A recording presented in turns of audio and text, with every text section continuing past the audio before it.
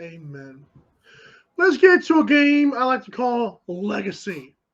And we're playing the Aaron Rodgers card. Aaron, so I see Stephen A. Smith, Colin Coward, Nick Wright. I mean, you talk about every talking head there is brutally analyzing this game as the worst loss of Rodgers' career and that he's officially no longer in the GOAT conversation.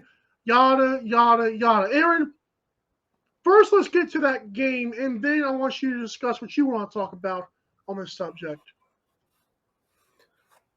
Okay, well, getting to the game of the 49ers and Packers, the divisional game. I mean, it was a tough situation, with Aaron Rodgers. You look at it at a spot where I think most people agree, 49ers, yeah, it's a nice story. They'll hang tough, but ultimately we think Aaron Rodgers can will this team to a victory. You don't agree? Do you agree with that? I mean, Yes. It's easy for hindsight, but I'm talking about what you thought last week. Yeah. Yeah, what we thought last week. I believe you voted. Who did you take in that one? You took San Francisco, right? You took San Francisco I did plus take a 6? +6, yes. Okay, fair enough. But the situation right now is Aaron Rodgers. Where does he rank? I mean, I'll be honest with you. Like, taking him out of the GOAT conversation was easy because for me, he was never in it. So that's an easy one for me. I know that people think he's the most talented quarterback of all time. To me, he's now in the Dan Marino argument with an extra ring. Yes, he's got an arm. He's got, the ability to, get through the regular season, no problem. But in the playoffs, when the game's on the line, when things matter, it just doesn't seem like he has the ability to do that to win meaningful games. We saw the last time they played the 49ers, he went down the field, set up the game-winning field goal, yada, yada, this, yada, yada, that. But for me right now, if his career ended today, which I don't think it will, if his career ended today, I'm not 100. He's not a top 5 quarterback for me, and I'm not 100% sure he's a top 10 quarterback, in my opinion. Okay. So I've been wanting to unleash on this ever since Saturday night happened. Okay. I've been waiting for quite some time for people to simmer down. Unfortunately, the hate has become worse. Not from you, but from other people. So my anger comes from mainly other national media heads that will influence people's thinking, unfortunately. Mm-hmm. For 57 or 58 minutes, I recall Packers in 100% control of that game, if I remember correctly. I remember there was no thought of the 49ers coming back. There was not even a chance they would come back until Aaron Rodgers literally goes and sits down on the bench. His punting unit comes out, so he's not in the play. A miracle block punt return touchdown. I just have a question for people. Why is that his fault? I don't care about what happened every other time because Brady fans will casually throw out 3/4 of football all the damn time. Why does this game prove Aaron Rodgers is not the GOAT?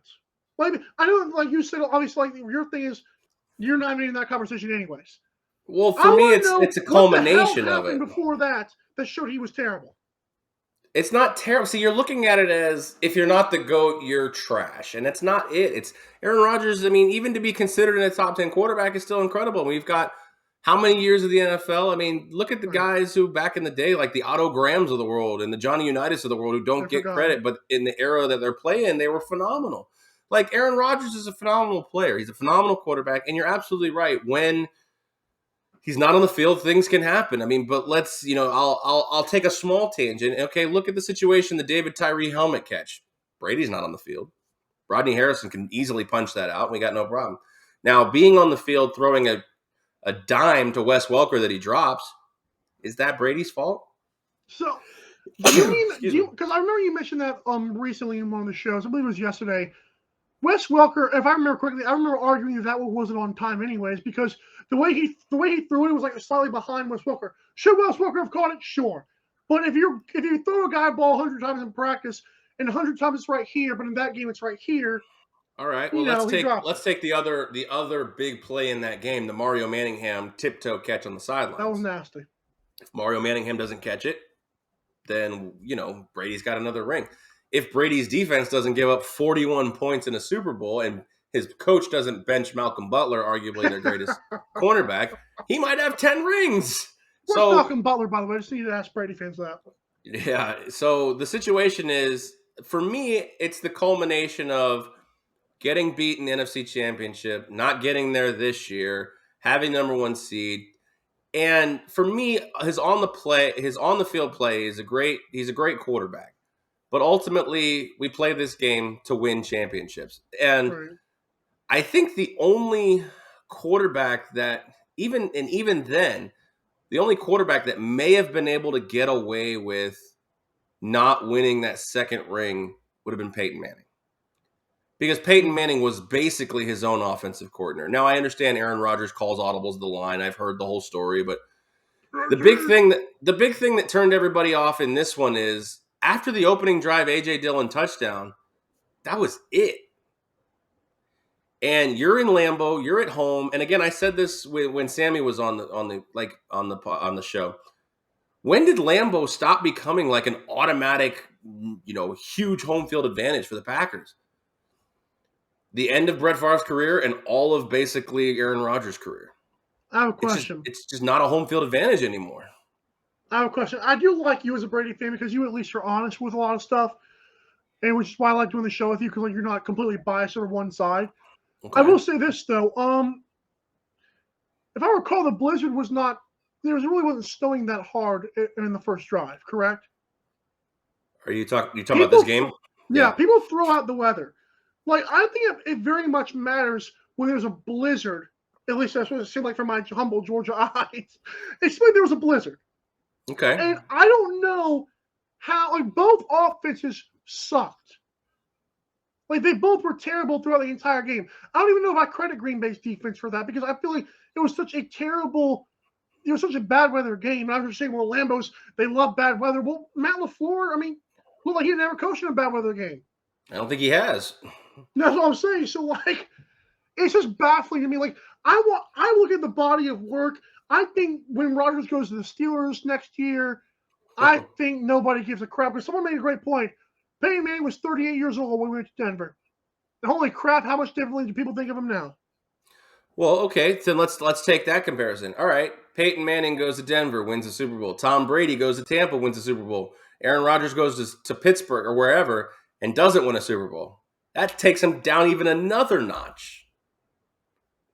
It's a culmination of things, and it's not helped by the way I don't know if the way he treats the media, does not help himself. But his demeanor with the media. I don't personally have a problem with Aaron Rodgers. I don't either. No real issues. I understand, everybody's up and armed about his immunization /vax. But on the field, it just, the thing is, we play to win the game. Let's take, this is maybe, okay, Jordan's 6-0 in the finals. Let's say LeBron gets to 15 finals, but he's 0-15. He's never going to be called the GOAT.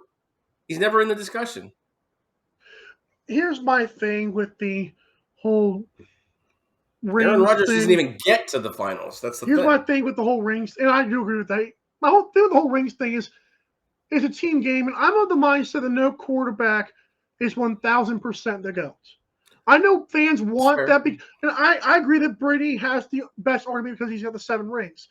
But in the end, though, it's a team game. And to me, if you're part of the best team, sure, that's you can be the GOAT.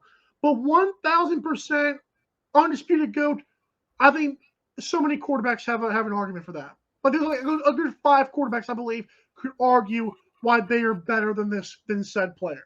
But the reason that he gets the majority of the undisputed claim is the rings. If he had 2 rings, he's not the GOAT. We know that. He's not. He's probably the smartest quarterback, one of the smartest, with Peyton Manning. He doesn't have the mobility like Rodgers or Elway. He doesn't have the arm. He has pretty good arm strength for as much as you bash on him, even at 44 years old. But does he have the arm strength of a Dan Marino or anything like that? No. But he's He's on par with the rest of those guys, and the rings is what puts him over the top.